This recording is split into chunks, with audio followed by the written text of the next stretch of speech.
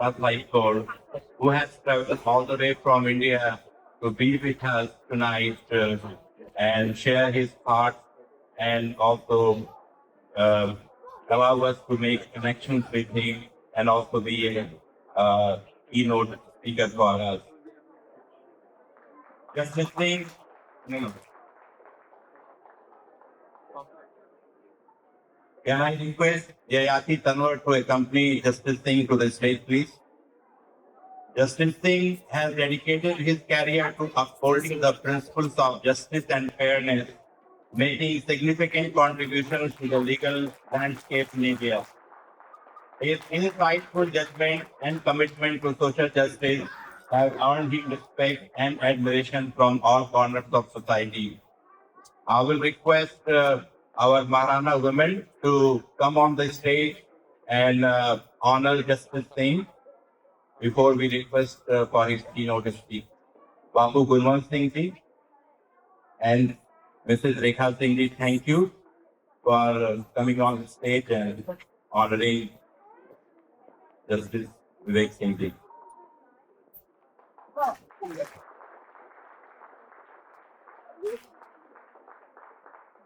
Now it's our pleasure to hear from Justice Vivek Singh.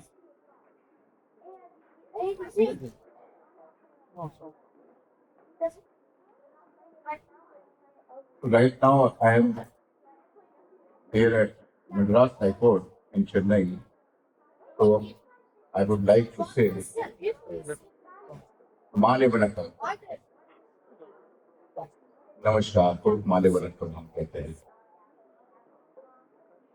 बहुत एक अद्भुत सा, एक बड़ा मिरेकल सा मुझे लग रहा है कि उस देश में मैं आया, जिस देश के बारे में मैं बचपन से पढ़ता था।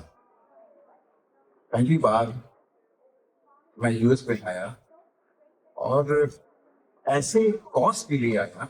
इस बात की बहुत खुशी हो रही है कि वो कॉज एक ऐसा कॉज है जिसमें कि हम आज जो कुछ भी हैं उस वजह से हैं जिसके नाम पे आज हम यहाँ पर एकत्रित हुए हैं। We are somebody.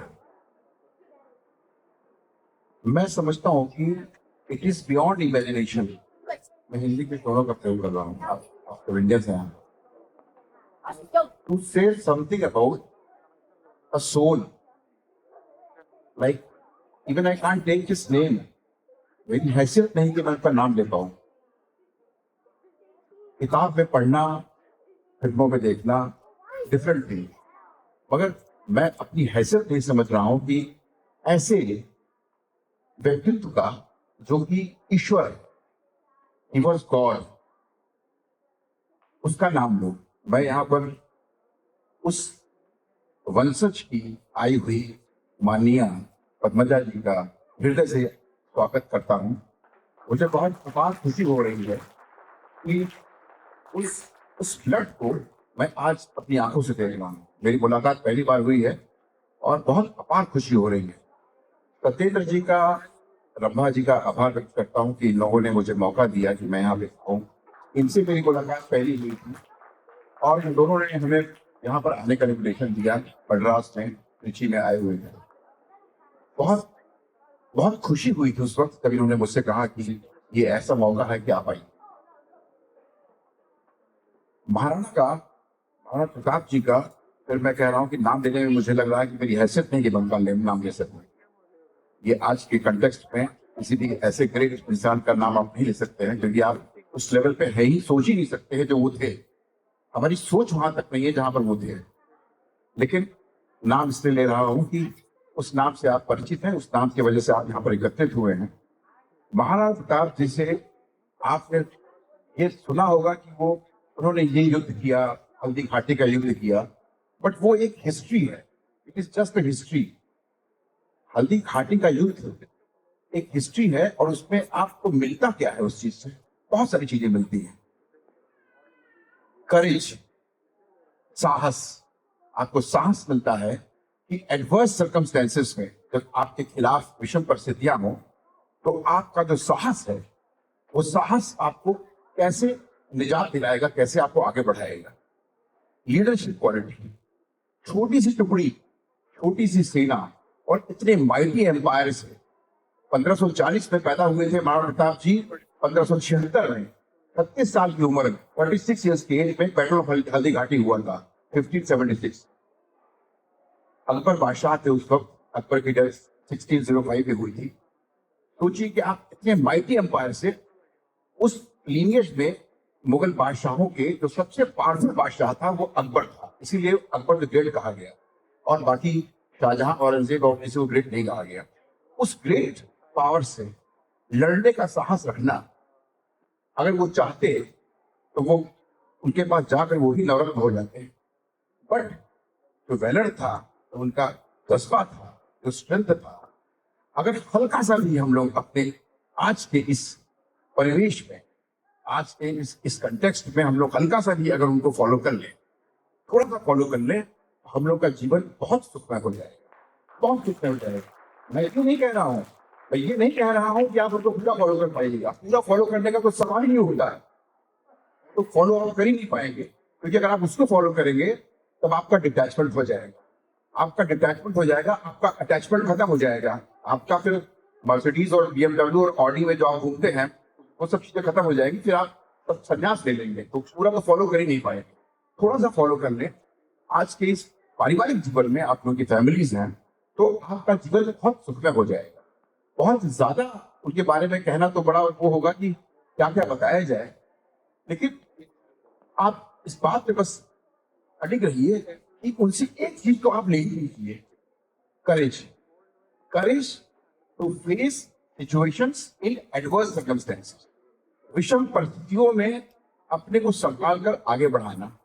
अगर आपने एक चीज ले लिया उनका, बहुत सारी चीजें हैं, ये बहादुर थे और बहुत उनका दूरदर्शी थे, लेकिन आप उनका करेज ले लीजिए, उनका कमिटमेंट ले लीजिए अपने लोगों के लिए।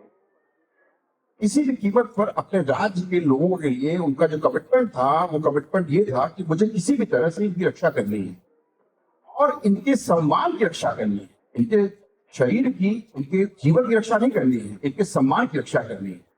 सम्मान की रक्षा करने के लिए उन्होंने उस बड़ी सल्तनत से, अकबर जैसी सल्तनत से उन्होंने टक्कर लिया।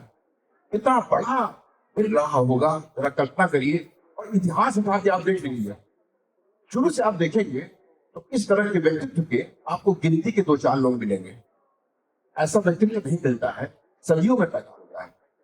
मुझे बहुत गर्व है इस बात का, मैं राजपूत क्लैन से बिलोंग करता हूँ, बहुत गर्व है।